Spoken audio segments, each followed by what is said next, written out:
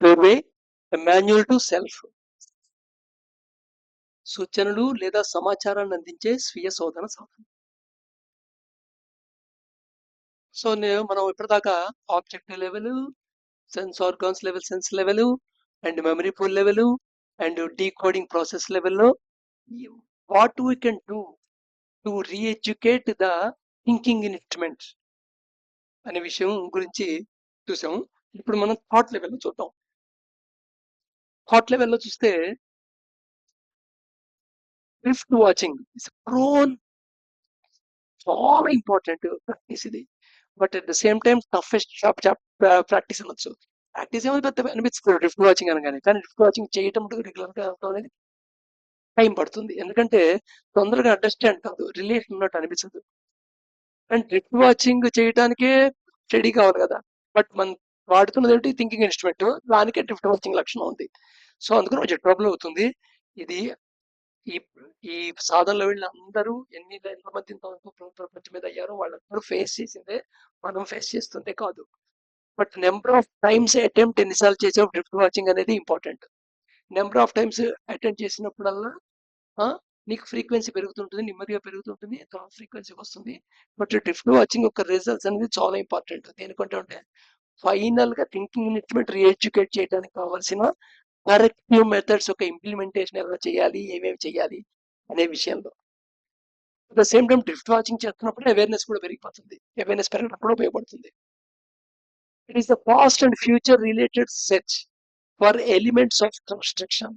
So మనం అనుకున్నాం కదా, మెమరీ పూల్ లో కన్స్ట్రక్ట్స్ ఫామ్ అవుతాయి. ఈ యొక్క perceived object, thought and indexed emotion, ఇవన్నీ కలిపి మెమరీలో ఉంటాయి. వీటితో కన్స్ట్రక్ట్ ఏర్పడుతుంది. ఈ కన్స్ట్రక్ట్లన్నీ కలిసి బిల్డింగ్ బ్లాక్స్ కింద ఒక ఫ్రేమ్ వర్క్ ఫామ్ అవుతుంది. ఆ ఫ్రేమ్ వర్కే ఇంటర్ప్రిటేషన్ పనికి వస్తుంది. ఒక సైకిల్ తెలుసుకున్నాం కదా. సో దేర్ ఫోర్ ఇక్కడ డ్రిఫ్ట్ వాచింగ్ లో ఆ అవేర్నెస్ లో అవి రెక్టిఫై అవుతాయి. సో ఎప్పుడైతే ఇలా చేస్తే ఇలా చేస్తే ఇలా అవుతుందా అని తెలిసిందో ఆటోమేటిక్ గా అలా చేయకుండా ఆగిపోతాం.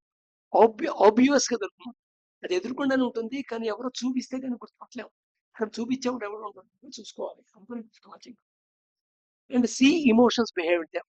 సో ఆ డ్రిఫ్ట్ వాచింగ్ లో వచ్చిన థాట్ ని అనాలిసిస్ ఎలా చేసుకుంటారంటే, ఆ థాట్ పాస్ట్ ఆఫ్ ఫ్యూచర్ దానికి ఏ ఎలిమెంట్స్ ఆఫ్ కన్స్ట్రక్షన్ వచ్చింది, నెక్స్ట్ ఆ ఎమోషన్ బిహైండ్ ఏముంది, నెక్స్ట్ పర్టిక్యులర్ థాట్ మళ్ళీ మళ్ళీ డ్రిఫ్ట్ వాచింగ్ లోనికి రిపీట్ అవుతుంది అంటే దాన్ని హ్యాండిల్ చేయడానికి ఏంటంటే రీప్లే ఈవెంట్ అనే ప్రాక్టీస్ చేస్తారు.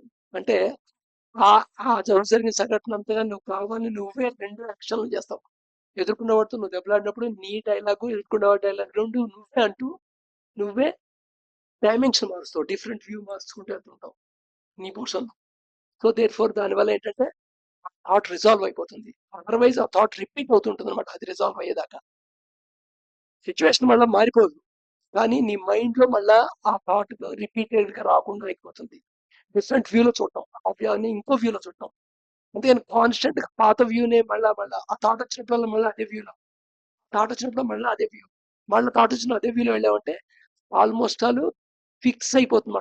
ఐడియా బిలీఫ్ అయిపోతుంది. ఇంత స్ట్రాంగ్ బిలీఫ్ అయిపోతుంది అంటే ఇంకా దాని ముందు బయటకు వెళ్ళావు.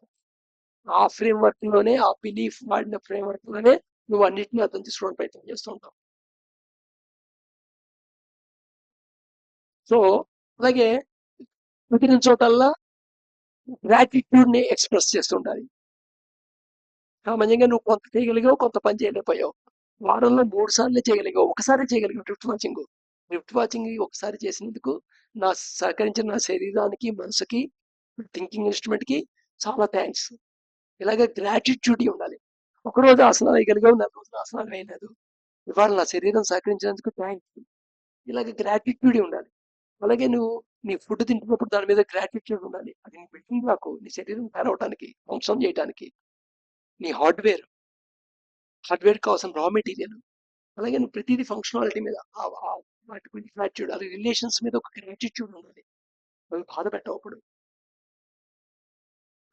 అలాగే ఫర్గివ్ చేయగలగాలి, నీ మానసికంగా దాన్ని క్షమించగలగాలి. ఎందుకంటే ఆ సిచ్యువేషన్ జరగడానికి వాళ్ళు ఒక్కళ్ళే ఫ్యాక్ట్, వాళ్ళు నర్చింగ్ ఫ్యాక్టర్ అయ్యి కానీ ఆ సిచ్యువేషన్లో జరగడానికి కొన్ని రకాల ఫ్యాక్టర్స్ ఉంటాయి. లక్ష ఫ్యాక్టర్లు కొన్ని నాకు వేరు కొన్ని అనేవేరుగా ఉంటాయి. ఏ వేరు ఉన్నదాన్ని సరిగ్గా నేను పర్సీవ్ చేయలేదు, పర్సీవ్ చేసిన దాన్ని సరిగ్గా ఇంటర్ప్రిటేషన్ చేసుకోలేదు. అలాంటి దాన్ని నేను డీకోడింగ్ ప్రాసెస్ కూడా సరిగ్గా చేయలేదు. అలాంటి థాట్ పట్టుకుని వేలాడుతున్నాను, బాధపడుతున్నాను లేదా ఆనందిస్తున్నాను, లేబులింగ్ చేస్తున్నాను, జడ్జిమెంట్ చేస్తున్నాను, కంక్లూజన్స్ ఫామ్ చేసుకుంటున్నాను. ఇదంతా అండర్స్టాండింగ్ అవుతుందా? అవ్వదు కదా.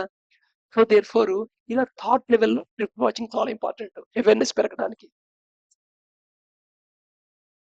నౌ నెక్స్ట్ ఇది తర్వాతది object perceived. Object perceived is equal to object కాదా? ఇది యాక్చువల్గా awareness target. Actual object, object perceived, ఈ రెండు ఇది ఈ ఆబ్జెక్ట్ పర్సీవ్డ్ లో ఈ ఫ్యాక్టర్స్ వల్ల ఇలా పర్సీవ్షన్ ఏర్పడింది అంటే ఆ పర్సెప్షన్ పార్ట్ కాకుండా మిగతా అదే నీ నోన్ అవుతుంది, దాని నుండి నాలెడ్జ్ వస్తుంది, అదే అండర్స్టాండింగ్ అవుతుంది. అదర్వైజ్ ఆబ్జెక్ట్ పర్సీవ్డే బేస్ అవుతుంది నీ అండర్స్టాండింగ్ కి. So awareness what is happening without justifying, labeling or fighting with it, ఇది చాలా ఇంపార్టెంట్. సో అవేర్నెస్ ఎలా ఉండాలంటే వాట్ ఈజ్ హ్యాపెనింగ్ అంతే, ఇక్కడ ఏమవుతుంది అనేది ఎక్స్పీరియన్స్ అవుతుంటాం అంతే. అంతేగాని అన్ని థాట్ రూపంలో వచ్చిన తర్వాత ఎమోషన్ రూపంలో వచ్చిన దాన్ని జస్టిఫై చేయవు, లేదా యాక్షన్ లెవెల్లో జస్టిఫై చేయవు, అలాగే లేబుల్ చేయవు, దాన్ని ఫైట్ చేయవు. సో ఇలా ఇది కూడా ఒకసారి జరిగే ప్రాక్టీస్ కాదు, ఎన్నిసార్లు కుదిరితే అన్నిసార్లు ప్రాక్టీస్ చేస్తూ ఉండాలి నిరంతర tireless endeavour, tireless endeavour and fiery aspiration. చాలా ఫైరీ ఆస్పిరేషన్ ఉండాలి అండ్ టైర్లెస్ ఎండోవర్ ఉండాలి. ఈ రెండు ఉంటేనే నెంబర్ ఆఫ్ టైమ్స్ మళ్ళీ చేస్తుంటావు, నువ్వు మధ్య ఫాల్ బ్యాక్ అవుతావు, మళ్ళీ చేయాలి, ఫాల్ బ్యాక్ అవుతావు, మళ్ళీ చేయాలి. సో దేర్ ఫోర్ ఇలా చేస్తూ నీ న్యూరో ప్లాస్టిసిటీని ఒక న్యాచురల్ స్టేజ్కి తీసుకున్నావు,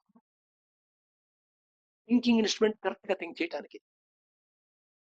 ఇది ప్రీ రిక్వైర్మెంట్. ఇది అయిన తర్వాత అప్పుడు ప్రెజర్ ఉందా, నిజంగా దేవుడున్నాడా, కర్మ అనేది ఉందా అనే క్వశ్చన్లకు ఆన్సర్ అప్పుడు వెతకడం మొదలెట్టాలి. ఈ థింకింగ్ ఇన్స్ట్రుమెంట్ మొత్తాన్ని రీఎడ్యుకేట్ చేయకుండా ఆ క్వశ్చన్ కి జంప్ చేయటం అంటే ఎంత హాస్యాస్పదం అంటే అంత హాస్యాస్పదం అనమాట. ఒక భ్రమలో ఏదో నాలెడ్జ్ వస్తుందనే భ్రమ, ఏదో స్పిరిచువల్ పూర్తి అవుతున్న భ్రమలో బతికేస్తుంటాం.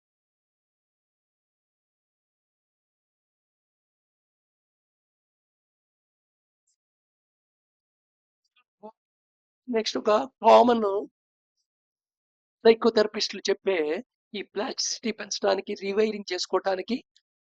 బ్రెయిన్ ఒక రివైరింగ్ చేసుకోవడానికి జనరల్గా ఇంప్లిమెంట్ చేసే జనరల్ హ్యాబిట్స్ ఇవి. వీటి గురించి రేపు వీడియోలో చూద్దాం.